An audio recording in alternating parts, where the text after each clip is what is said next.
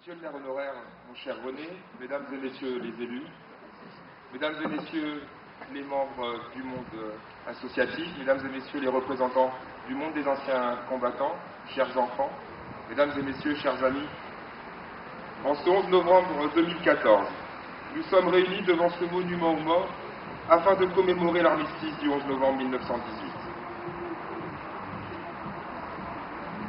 Période qui mettait fin au combat de la Première Guerre mondiale. Partout en France, dans chaque ville, dans chaque village, nous nous unissons pour commémorer la liberté retrouvée au terme de 4 années terribles, faites de douleurs, de larmes et de drames quotidiens.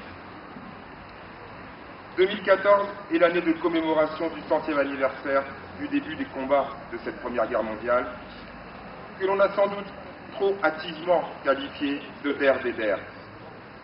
Cette guerre, comme beaucoup d'autres, aurait pu être évitée si les nombreux appels à la raison et au sang-froid lancés par Jean Jaurès et les pacifistes de tout pays avaient été entendus et partagés.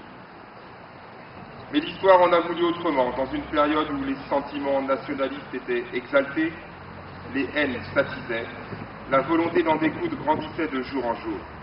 Inexorablement, le mécanisme s'est ainsi enclenché.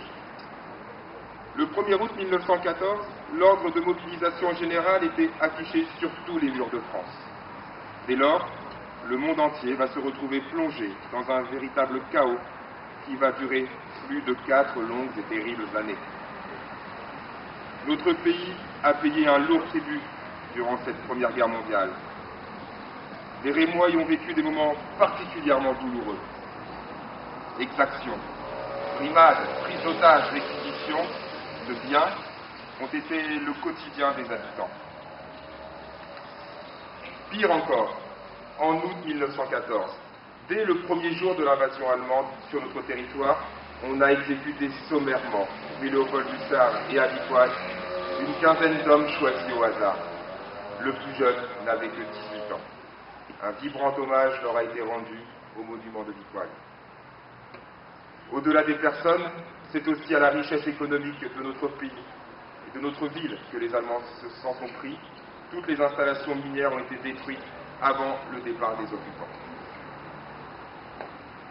C'est le 20 octobre 1918 que Rheims est enfin libéré par les forces anglo-canadiennes à la suite d'une évacuation forcée par les Allemands le 12 octobre.